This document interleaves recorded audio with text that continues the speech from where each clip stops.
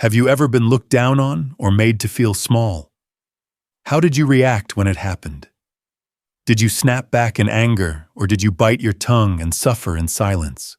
Most people either lose their temper or shrink inside. But listen, truly strong people, the kind who survive hard seasons, respond in a completely different way. I was born into a poor farming family in rural Missouri.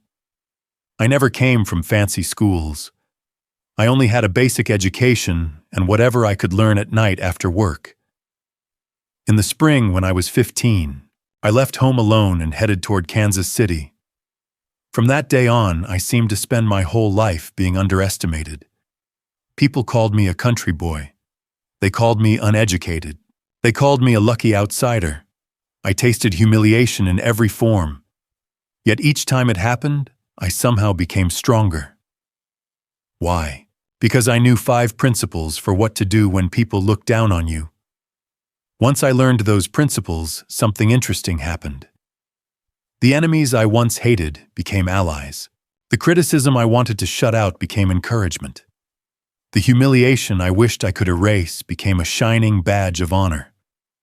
Today, I want to share with you the surest method I learned through my whole life for handling disrespect without losing yourself. Before we begin, if you care about protecting your peace, keeping your dignity, and becoming stronger when life tests you, please consider subscribing to the channel. Here, you'll gradually discover quiet lessons, old-fashioned wisdom, and simple truths that can help you live with more courage and calm in your later years. Thank you so much. Now let's get started. First, let me begin with the first principle. No matter what happens, never answer disrespect with raw emotion. When someone attacks you, what are they usually hoping for? They want to make you angry. They want to make you hurt. They want to watch you lose control so they can feel bigger than you for a moment.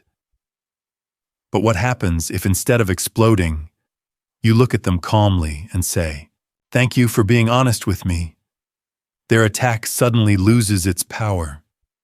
Back when I was still trying to build a name for myself in Missouri, long before Washington ever took me seriously, a city construction official came to my small, drafty office to review a public building project.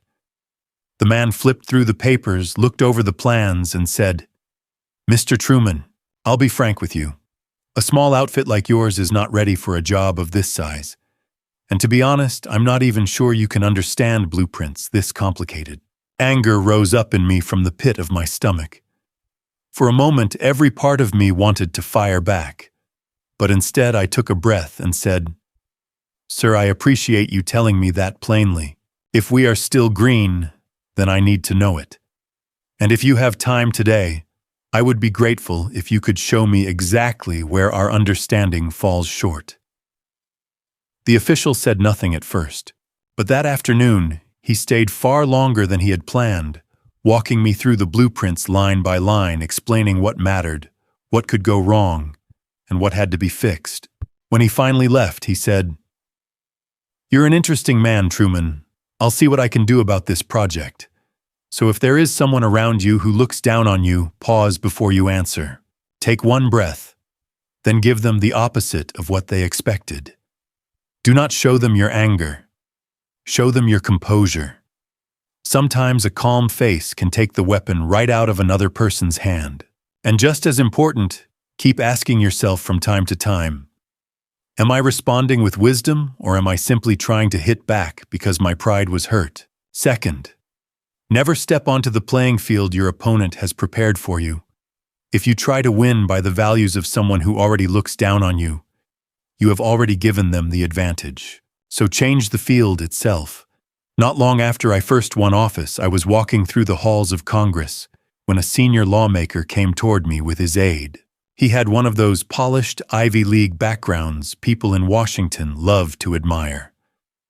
As we passed each other, he said loudly enough for me to hear, "Well, Truman, I hear you know how to win an election. But from now on, this is Congress. Do you really think a man with your schooling can keep up with serious legal debate?" I answered, "Senator, you are right. I do not have your kind of education. But I have seen the faces of farm families trying to make it through hard winters in Missouri. I may not be able to recite every legal clause from memory, but I know the weight ordinary Americans carry in their bones. And for a public servant, isn't truly understanding people's lives just as important as using difficult words in a debate? The man said nothing. He simply walked away. Later, I heard he told another lawmaker Truman is not an easy man to dismiss. I did not fight him on the battlefield of diplomas. I moved the fight to the ground of real-life experience. When someone looks down on you, you do not have to compete inside the frame they built. If they attack your education, do not stay trapped there. Move the conversation to experience honesty, service, or character. Then their attack swings through empty air. Do not fight on the battlefield they prepared. Fight on the ground where your own strength is real. Third, learn to receive criticism as a seed for growth. A person's criticism can become valuable information because it shows you where your weak spots are. Years ago, during a serious meeting about federal spending and public investment, I finished explaining my outlook when a cabinet member with a strong Treasury background looked at me and said, "Mr. Truman, isn't this forecast a little too optimistic? How much do you really understand about the basics of government finance?" I looked down at the papers in front of me and answered as calmly as I could, but inside, I felt the sting of embarrassment and frustration cutting through my chest. The truth was, I had never studied finance in a formal, systematic way. As soon as the meeting ended, I called one of my closest aides and said, "Starting tonight, we are holding study sessions on federal finance. Gather 5 young Treasury staffers for me." From that night on, my real education began. I brought in one young official after another and had them teach me late into the night how the budget worked, how public investment was calculated, and where the hidden risks were. I told them I do not come from that kind of schooling, so teach me from the ground up. Do not hold back. 3 months later, the same subject came up again in another meeting. This time I explained the issue more clearly than anyone in the room. After the meeting ended, that same cabinet member came over and said, "Mr. Truman, that was an excellent presentation." I bowed my head slightly and said, "If you had not pointed out my weakness that day, I would never have studied this hard." Thank you. When someone points out your weakness, it is easy to dismiss it as nothing more than an insult. But if there is even a small piece of truth in it, the criticism can become a priceless clue for your growth. Put your pride aside, learn honestly, lower your head and ask to be taught. Then use that frustration as fuel to work harder than the people who mocked you. That is one of the strongest ways to answer being looked down on. If you're still watching this video and feel that what we're sharing is truly helpful, please leave us a comment. How old are you and where are you watching from? Do you have any experience with the topic we're discussing?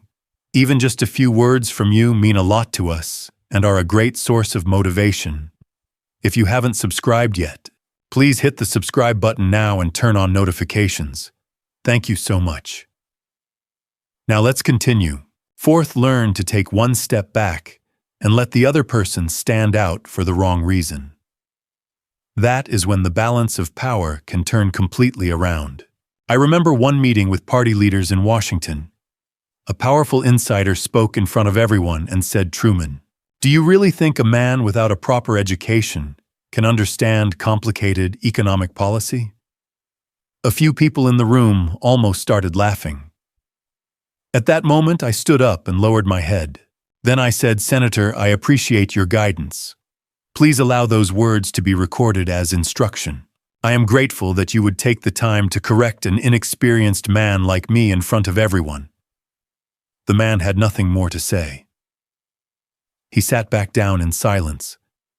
Afterward, I marked the handout as revised according to the senator's guidance and sent him a note of thanks. From that day on, he never mocked me openly in a large meeting again. Why? Because when I stepped back, he was the only one left looking like a man who had struck someone one-sidedly in public. When you are looked down on, if you strike back head-on, it becomes a dirty fight. But if you step back and calmly let the attack pass, the insult begins to look ugly on its own. Little by little, the eyes in the room move towards you. By stepping back, you can place the other person in the weaker position. That is the quiet art of turning the situation around. Finally, the fifth principle is to protect your heart by choosing not to engage. Sadly, there are people in this world who will keep aiming endless bitterness at you no matter what you do. At one point, I heard that a young lawmaker from my own political circle had been spreading insults about me. Over drinks at a private Washington dinner club, he had supposedly said, "Truman acts important even though he has no real education. One day, everyone will see what he really is."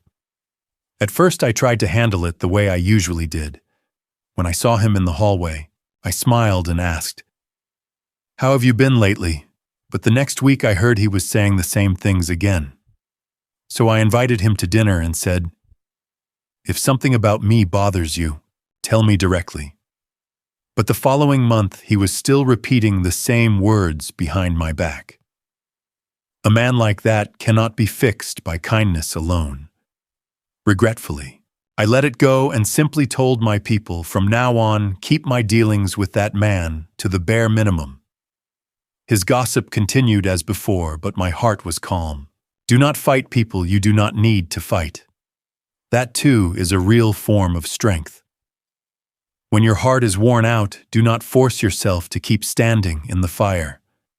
Leaving, stepping away, and keeping distance are all honorable choices when they protect your peace.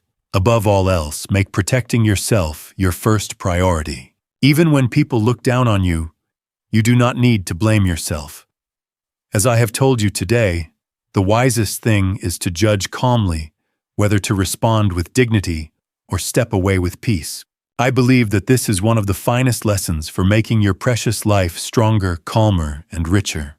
If you found this video helpful and interesting, please don't hesitate to hit like and subscribe to the channel.